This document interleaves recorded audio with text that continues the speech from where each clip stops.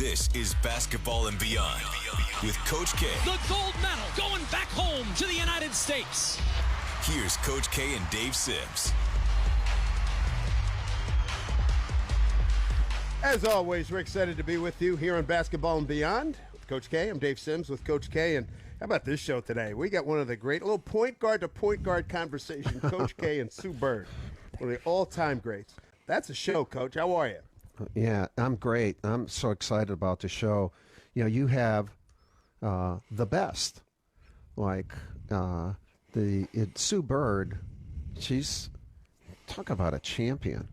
You know, like 5-time Olympic champion, 4-time WNBA champion, 2-time NCAA champion, the World Cup 4 times. Everything she touches turns into championships. And I love her. One of the biggest personalities we have in Seattle, too, Coach. Man, man. She is the ultimate point guard and been in Seattle, right, for the 20-year career, the whole career. And she's big. Come on. You know, we should I feel inadequate today. I got to you got to pick me up, man. Make sure that if you see me struggling with the conversations, you got to step in. No, it's exciting, and you know it really is. Boy, I tell you, that's what our show is about: basketball and beyond. This is Basketball and Beyond. Here's Coach K and Dave Sims. Totally top shelf today, Coach.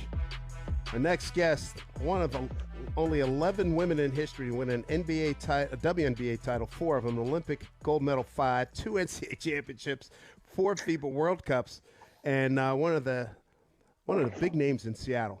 Sue Bird joins us. Sue, good to see you. Thanks for joining us here in the program. Welcome aboard.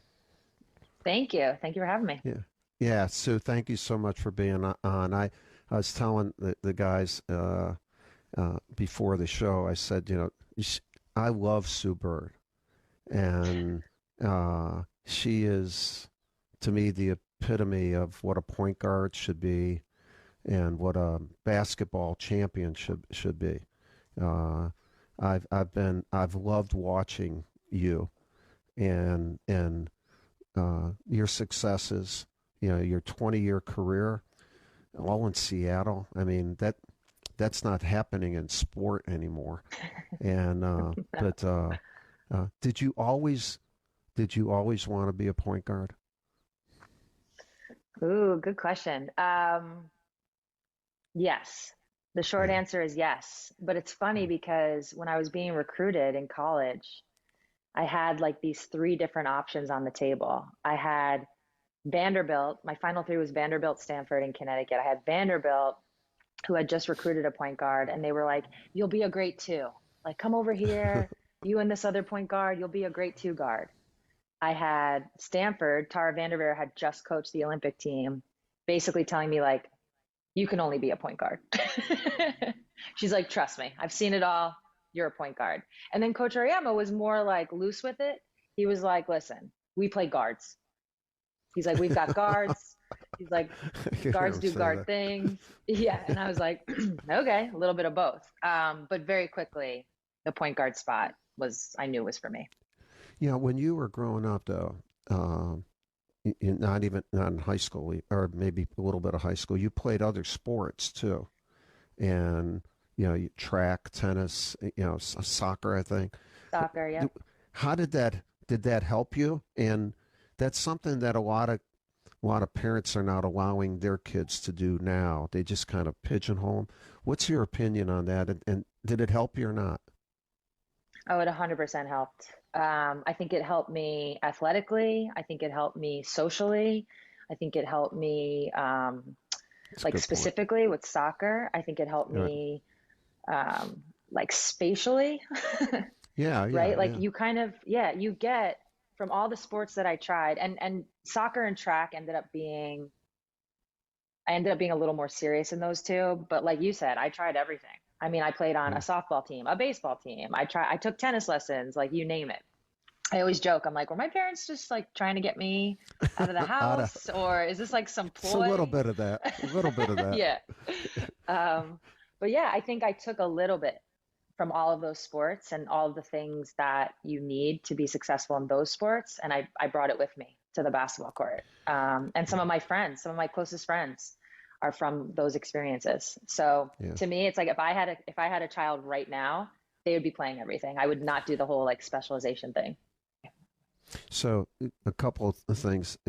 I want to talk so many things to you about with you that one, let's start with the WNBA. 20-year vet. Where it is today is good, but where in your mind could it be? And what can be done to get it there? Even like I'll just throw out stuff like is it played at the proper time? Is it the length of it the proper time? You're getting better exposure for it, but can it be?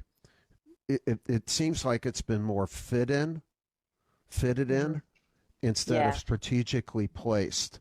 Right. So what's your opinion of where it can go right now? Yeah.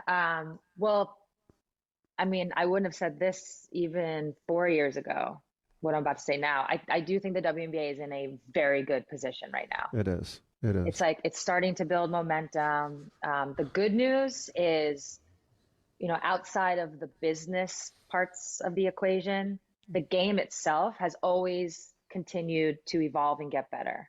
I always say it's been survival of the fittest. 12 teams, 12 roster spots. People, you're competing. Every single player is competing just to make a team. So with that, and then I always joke, I'm like, every year there's a draft class, and then there's people like me that never retire. So it was like at some point, it was becoming really difficult. Thank you for not retiring. Yeah. And I'm also like, sorry.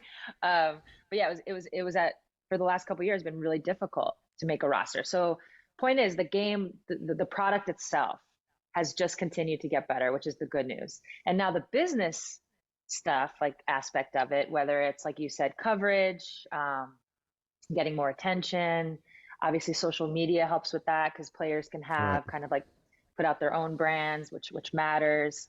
All of those things are starting to catch up. So we are in a really good place. I do think the idea we want to be invested in and not looked at as a charity. And that's starting to change. People are actually seeing us as a business, like a viable business where if I get in now, I can be in at the start. So that's starting to change, which is good.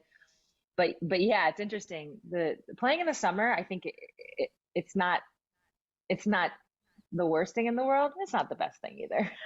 Right. Like Diana always says. Yeah, go ahead.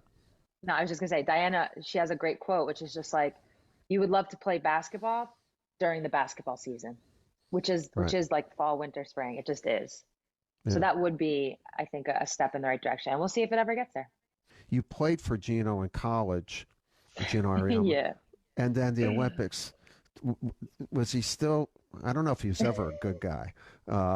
He and I are good friends, so I can say that. Yeah. But no. Was there, people ask me all the time, was it different coaching college than pros? Yeah, of course. Yeah. How different was he? Was that tough? Did you guys, you had a lot of Connecticut ladies on the team. We did. Did you help him make the adjustment? Yeah. Yeah, he did. The quick answer is he did. I think there was some growing pains in the first cycle. Just because he likes control. He does like control. He does like control. Yeah, he does like control. No, there were some growing pains. I think there's just things that when this isn't like right or wrong. It's just kind of like the reality. Like you're coaching adults. You might be coaching somebody who has kids. So they have like priorities in a life and they're thinking about other things. And so I think what makes Coach Auriemma great is his ability, I think, in the span of I don't even know how many years at this point, 30, however many years he's been coaching, to like every single year, whether it was the year one of his career or year 30 of his career, he never, the small stuff, the little details, he never relaxes on. He never lets right. you relax on. And I think in the Olympic experience, A, you don't have a lot of practice time, like Ray talked about. B, you're dealing with adults. You have to like ease up a little bit. Yes. You have to like you have to trust them a little bit more. So I think that was probably the growing pain of it all. Like, listen, if somebody comes to practice and they happen to have their earrings on, just say, hey, can you take your earrings off? It doesn't have to be a learning lesson, Right. on like what it means to not come prepared or something like that. Where when you're dealing with a 19-year-old, those are important lessons that you have to like instill. That was right there. But in terms of basketball, like, nah, he was great. Real quick story. When I in 1992, the Dream Team, I was an assistant for Chuck Daly. And PJ Carlesimo and I were the college guys. In our first meeting, he and I come in with notebooks. It's just the four of us, the staff, and Chuck says, "What are you doing?" I said, "We're going to take notes." And he says, "Just put those away." He said, "The very first lesson for you guys is you have to learn to ignore." In other words, you're doing, and it's what you're talking about, like, Yes. like. Don't mess with that. So I relate to that really well. Listen, It's been so good to have you on. I want, before you go, tell our listeners it's a once in a lifetime thing that you did. You held our flag, man. Yeah. In the opening ceremonies, for when the rush of just walking out there as an Olympian, with the flag, how did you feel? Out of body experience. Yeah. I was fortunate enough Dawn Staley also was a flag bearer in the Athens Olympics. And so I was fortunate enough to vicariously experience it, in that because she was the flag bearer, they let our team walk in with her. Yeah. Right. So we were in the front. So right. I remember that's one of my favorite Olympic memories is that moment, because when they announce your country and you walk in and the whole place erupts, you're like, holy crap, like this is just another level. It is a different level. Yeah. And so when I got, I guess, like elected, for lack of a better, chosen to carry the flag, I already knew what it was going to feel like. Earned. Thank you. I appreciate that. Yeah. I already kind of knew like what that was, but what got added on was that your peers are the ones that are recognizing you, that are acknowledging that you've earned it, that are choosing you. And that is also that blends into, you're carrying the flag, you're representing your country, you're leading the entire contingency in, and the people that you're leading in, they wanted you to do that. Yeah. And so there's just a lot of like emotion at the same time. It was really special. Well, I like, because you have a great smile, and your smile spread out.